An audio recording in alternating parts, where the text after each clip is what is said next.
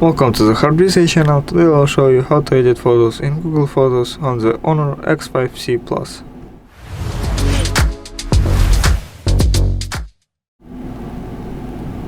So first of all, open Google Photos, press on the Google folder on your home screen, press on the Photos app.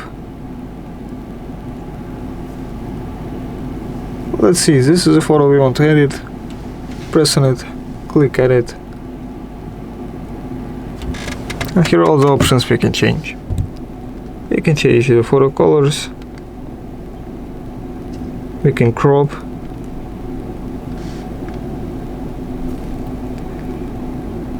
We can rotate.